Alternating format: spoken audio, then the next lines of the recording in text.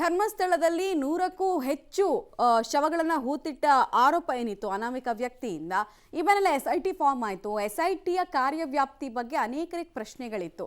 ಯಾಕಂದರೆ ಬೇರೆ ಬೇರೆ ಕೇಸನ್ನು ಕೂಡ SITಗೆ ಹ್ಯಾಂಡ್ ಓವರ್ ಮಾಡ್ತಾ ಇದ್ರಿಂದ ಈಗ ಇದಕ್ಕೆಲ್ಲ ಉತ್ತರವನ್ನು ಒಂದು ಕ್ಲಾರಿಟಿಯನ್ನು ಸರ್ಕಾರನೇ ಕೊಟ್ಟಿದೆ.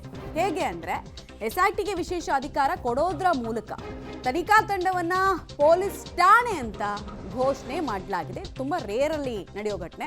SITಗೆ BNSS ಚಾರ್ಜ್ ಶೀಟನ್ನು ಹಾಕೋದಕ್ಕೆ ಅಧಿಕಾರವನ್ನು ಕೊಡಲಾಗಿದೆ. SITಗೆ ಪೊಲೀಸ್ ಠಾಣೆಯ ಮಾನ್ಯತೆಯನ್ನು ಕೂಡ ನೀಡಲಾಗಿದೆ. ಪೊಲೀಸ್ ಠಾಣಾಧಿಕಾರಿ ಯಾವ ರೀತಿ ತಮ್ಮ ಕರ್ತವ್ಯವನ್ನು ನಿರ್ವಹಿಸ್ತಾರೆ ಅದೇ ರೀತಿ ಕೇವಲ ಇದೊಂದು ಪ್ರಕರಣ ಮಾತ್ರ ಅಲ್ಲ, ಇದರ ಕಾರ್ಯವ್ಯಾಪ್ತಿಗೆ ಬರಬಹುದಾದಂತಹ ಎಲ್ಲ ಪ್ರಕರಣಗಳಲ್ಲೂ ನಿಮಗೆ ಕಾಲ್ ತಗೊಳ್ಳೋದಕ್ಕೆ ಅವಕಾಶ ಇದೆ ಅನ್ನೋದನ್ನು ಸರ್ಕಾರ SITಗೆ ಹೇಳಿದೆ. ಅಂದರೆ ತನ್ನ ಕಾರ್ಯವ್ಯಾಪ್ತಿಯನ್ನು ವಿಸ್ತರಿಸೋ ಕೆಲಸವನ್ನು ಸರ್ಕಾರ ಈ ಮೂಲಕ SITಗೆ ಹೇಳ್ತಾ ಇದೆ. ಹೀಗಾಗಿ ಇನ್ನಷ್ಟು ಬಲ ಬರುತ್ತಾ SIT ತನಿಖೆಗೆ?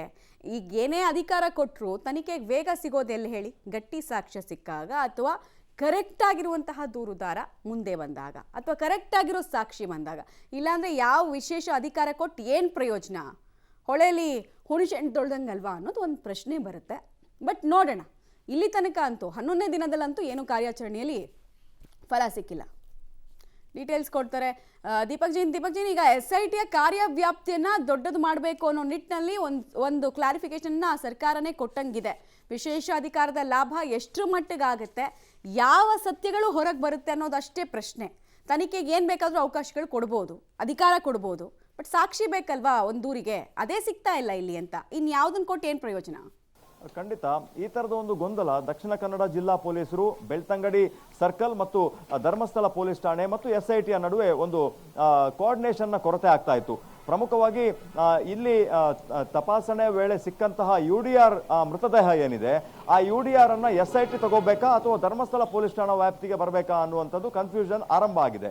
ಈ ಆರಂಭದಿಂದಾಗಿ ಧರ್ಮಸ್ಥಳ ಪೊಲೀಸ್ ಠಾಣೆಯ ವ್ಯಾಪ್ತಿಯಲ್ಲಿ ಈ ಒಂದು UDR ಆಗಿರೋದ್ರಿಂದ, ಅಂದ್ರೆ ಆ ಬಂಗ್ಲಾ ಗುಡ್ಡದ ಮೇಲೆ ಸಿಕ್ಕಂತಹ ಒಂದು ವ್ಯಕ್ತಿಯ ಕಳೆಬರ ಏನಿದೆ ಅದು UDR ಆಗ್ತದೆ. ಈ ಮುಸುಕುದಾರಿ ದೂರುದಾರ ಕೊಟ್ಟಿರುವಂತದ್ದು ನಾನು ಶವವನ್ನು ಹೂತು ಹಾಕಿದ್ದೇನೆ ಅನ್ನುವಂಥದ್ದು. ಹಾಗಾಗಿ SIT ಮಾಡಬೇಕಾದ ಕೆಲಸ ಮತ್ತು AC ಅವರು ಮಾಡಬೇಕಾದ ಕೆಲಸ ಆ 13 ಪಾಯಿಂಟ್ ನಲ್ಲಿ ಮಾತ್ರ ಡಿಗ್ಗಿಂಗ್ ಮಾಡಬೇಕು. ಡಿಗ್ಗಿಂಗ್ ಮಾಡೋದನ್ನ ಬಿಟ್ಟು ಅವರು ಬಂಗ್ಲಗುಡ್ಡದ ಮೇಲೆ ಹೋಗಿ ಒಂದು UDRಗೆ ಸಂಬಂಧಪಟ್ಟ ಕಳೆಬರವನ್ನು ತರ್ತಾರೆ. ಈ ಕಳೆಬರವನ್ನು ತಂದಂತಹ ಸಂದರ್ಭದಲ್ಲಿ ಒಂದು ಸಂಘರ್ಷ ಏರ್ಪಟ್ಟಿತ್ತು. ಅದು ಒಳಗಿಂದ ಒಳಗೆ ಪೊಲೀಸ್ ಇಲಾಖೆಯಲ್ಲಿ. ಅದು UDR ಸಂಬಂಧಪಟ್ಟ ಕೇಸ್ ಆಗಿರೋದ್ರಿಂದ ಧರ್ಮಸ್ಥಳ ಪೊಲೀಸ್ ಠಾಣೆಗೆ ಅದನ್ನು ಒಪ್ಪಿಸಬೇಕು.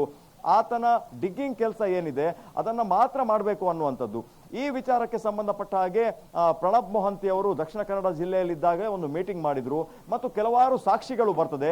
ಈ ಪ್ರಕರಣಕ್ಕೆ ಸಂಬಂಧಪಟ್ಟ ಹಾಗೆ ಹಲವರ ವಿಚಾರಣೆ ಮಾಡಬೇಕಾಗ್ತದೆ. ಹಾಗಾಗಿ BNS ಕೇಸ್ ದಾಖಲಿಸಿ FIR ಕೂಡ ದಾಖಲಿಸಬೇಕಾಗ್ತದೆ. ಈ ಎಲ್ಲ ಟೆಕ್ನಿಕಲ್ ರೀಸನ್ಗಳು ಬಹಳ ಜಟಿಲ ಆಗಿರೋದ್ರಿಂದ ಇದನ್ನೇ SIT ಪೊಲೀಸ್ ಸ್ಟೇಷನ್ ಮಾಡಬೇಕು ಅನ್ನುವಂತ ಒಂದು ಒತ್ತಾಯ SIT ಗೃಹ ಇಲಾಖೆಯ ಮುಂದೆ ಮಾಡಿತ್ತು. ಹಾಗಾಗಿ ಗೃಹ ಇಲಾಖೆ ಅಸ್ತು ಅಂತ ಹೇಳಿದೆ. ಇನ್ ಮುಂದೆ ಯಾವುದೇ UDR ಪ್ರಕರಣ ಮತ್ತು ಒಟ್ಟು ಧರ್ಮಸ್ಥಳ ಗ್ರಾಮದಲ್ಲಿ ಈ ಪ್ರಕರಣಕ್ಕೆ ಸಂಬಂಧಪಟ್ಟ ಹಾಗೆ ಯಾವುದೇ ಕೇಸ್ಗಳು SITಗೆ ಈ ಒಂದು UDR ಪ್ರಕರಣ, ಆತ್ಮಹತ್ಯೆ ಅಥವಾ ಸುಸೈಡ್ ಆಗಿರ್ಬೋದು ಅಥವಾ ಅನುಮಾನಾಸ್ಪದ ಸಾವು ಪ್ರಕರಣ ಇರಬಹುದು, ಈ ಎಲ್ಲವನ್ನ ಕೂಡ ಎನ್ಕ್ವೈರಿ ಮಾಡುವಂತಹ ಒಂದು ಅವಕಾಶ ಅದು SITಗೆ ಸಿಗ್ತದೆ. ಇನ್ ಮುಂದೆ ಅದು SIT ಕಚೇರಿ ಆಗಿರೋದಿಲ್ಲ, SIT ಪೊಲೀಸ್ ಸ್ಟೇಷನ್ ಬೆಳ್ತಂಗಡಿ ಆಗಿರ್ತದೆ. Mamata, right. Thank you Deepak, ತಮ್ಮ ಎಲ್ಲ ಮಾಹಿತಿಗೆ ಧನ್ಯವಾದ. ಬಟ್ ಈ ಥರ ಸ್ಪೆಷಲ್ ಅಧಿಕಾರವನ್ನು ಕೊಡೋದ್ರ ಮುಖಾಂತರ ಪ್ರಕರಣದ ತನಿಖೆಯಲ್ಲಿ ಯಾವ ಬದಲಾವಣೆಯನ್ನು SIT ಅವರು ತರಬಲ್ಲರು, ಇದನ್ನು ಬಳಸ್ಕೊಂಡು ಈ ಪರಮಾಧಿಕಾರವನ್ನು ಅಂತಕ್ಕಂಥದ್ದೇ ಕುತೂಹಲ. ನೋಡೋಣ, ಮುಂದೆ ಗೊತ್ತಾಗುತ್ತೆ.